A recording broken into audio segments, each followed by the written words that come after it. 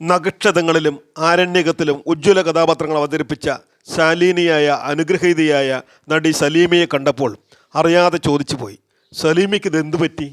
ആ ശാലീന സൗന്ദര്യം എവിടെ പോയി? വളരെ കുറച്ച് സിനിമകളിൽ മാത്രം പ്രത്യക്ഷപ്പെട്ട് പിന്നീട് വിസ്മൃതിയിൽ മറഞ്ഞ അഭിനേത്രിയാണ് സലീമ. ഊമയായ കഥാപാത്രങ്ങൾ അഭിനയിക്കുമ്പോൾ മറ്റു പലരും ഗോഷ്ഠികൾ കാണിച്ച് പരിഹാസ്യമാകുന്ന ആ കാലഘട്ടത്തിൽ അടിപതറാതെ തൻ്റെ സ്വതസിദ്ധമായ ഭാവപ്പകർച്ചകളിലൂടെ വൈകാരികമായി അമിതാഭിനയത്തിലേക്കും അതിഭാവുകത്തിലേക്കും കടക്കാതെ വളരെ ക്ലാസിക്കായി നക്ഷത്രങ്ങളിൽ സലീമ അഭിനയിച്ച് പ്രതിഫലിപ്പിച്ചു.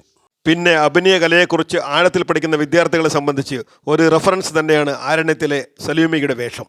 താരതമ്യേന പുതുമുഖവും 14-15 വയസ്സ് മാത്രമുള്ള സലീമ നക്ഷത്രങ്ങളിൽ ഊമയായി അഭിനയിക്കുമ്പോൾ പുലർത്തിയ മിതത്വവും ഒതുക്കവും ശ്ലാഘനീയം തന്നെയാണ്. നിസ്സഹയായ ഊമയിൽ നിന്നും ആരണ്യകത്തിലെ അമ്മണി എന്ന കരുത്തുറ്റ പെൺകുട്ടിയിലേക്ക് എത്തുമ്പോൾ കഥാപാത്രങ്ങളിലെ വൈവിധ്യം സലീമ ഉജ്ജ്വലമാക്കി. ആന്ധ്രാപ്രദേശ് സ്വദേശിയായ സലീമയുടെ യഥാർത്ഥ നാമം കാളീശ്വരി ദേവി എന്നാണ്.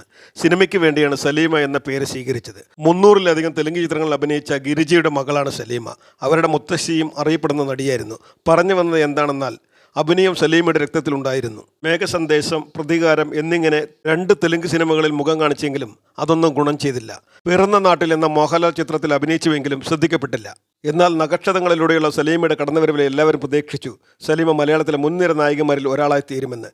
എന്നാൽ താൻ എത്തി നിൽക്കുന്ന ഉയരങ്ങളെക്കുറിച്ചും സിനിമയിൽ സെലക്റ്റീവ് ആകേണ്ടെന്ന ആവശ്യകതയെക്കുറിച്ചും അവർക്കറിയാമായിരുന്നില്ല. പിന്നീട് വന്ന ഭഗവാൻ എന്ന സിനിമയിലും നിറമുള്ള രാവുകൾ എന്ന മസാലപ്പടത്തിലും സലീമ പ്രത്യക്ഷപ്പെട്ടു. കാതലുള്ള ഒരു നടിയുടെ പിന്നോട്ടുള്ള നടത്തമായിരുന്നു അത്. എല്ലാം നഷ്ടമായി എന്ന് തോന്നിപ്പിച്ച സന്ദർഭത്തിൽ വീണ്ടും MT ഹരിഹരൻ ടീം രക്ഷയ്ക്കെത്തി. ആരണ്യകത്തിലെ അമ്മിണി എന്ന കരുത്തുറ്റ കഥാപാത്രത്തിലൂടെ സിനിമാ ചരിത്രത്തിൽ തന്നെ ഏറ്റവും മികച്ച നായിക കഥാപാത്രങ്ങളിൽ മുൻനിരയിൽ സ്ഥാനം പിടിച്ച വേഷമായിരുന്നു അത്. പിന്നീട് മഹായാനം, വന്ദന എന്നിങ്ങനെ ഒരുപിടി സിനിമകളിൽ സാന്നിധ്യം അറിയിച്ചുവെങ്കിലും ആരണ്യകത്തിന് തുടർച്ചകൾ സംഭവിച്ചില്ല. പിന്നീട് വ്യക്തിജീവിതത്തിൽ ഒരുപാട് തിരിച്ചടികൾ.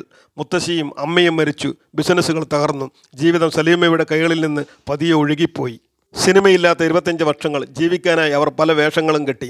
സൗന്ദര്യവും പ്രശസ്തിയും ഉണ്ടായിരുന്നുവെങ്കിലും വിവാഹം അവരുടെ ജീവിതത്തിൽ സംഭവിച്ചില്ല. 2019 മുന്തിരി മഞ്ചൻ എന്ന ചിത്രത്തിലൂടെ തിരിച്ചുവരവ് നടത്തിയെങ്കിലും ക്ലച്ച് പിടിച്ചില്ല. പിന്നീട് DNA എന്ന ചിത്രത്തിൽ അഭിനയിച്ചു. പക്ഷേ രേഖാചിത്രത്തിലൂടെയുള്ള അവരുടെ തിരിച്ചുവരവ് വളരെയധികം ഗംഭീരമായി. സലീമയെക്കുറിച്ച് ഓർക്കുമ്പോൾ ONV സാറിൻ്റെ ആ മനോഹര ഗാനം ഇപ്പോഴും കർണപുടങ്ങളിൽ മന്ദമാരുതനായി കടന്നു വരുന്നു. ആരെയും ഭാവഗായകനാക്കും ആത്മസൗന്ദര്യമാണ് നീ. ജീവിതം ഇങ്ങനെയൊക്കെയാണെന്ന് സലീമയുടെ അനുഭവം നമ്മളെ ഓർമ്മിപ്പിക്കുന്നു. വേരോടെ കടപുഴക്കി എറിയുമ്പോഴും ഓർമ്മയിൽ സൂക്ഷിക്കാൻ ചേതോഹരമായ ചില നിമിഷങ്ങൾ ജീവിതം ബാക്കി വയ്ക്കുന്നു. ഇനിയും സലീമയ്ക്ക് അഭിനയത്തിൻ്റെ മാറ്റൊരുക്കാനാകുന്ന കഥാപാത്രങ്ങൾ ലഭിക്കട്ടെ എന്ന് GPS മീഡിയ ആത്മാർത്ഥമായും ആശംസിക്കുന്നു.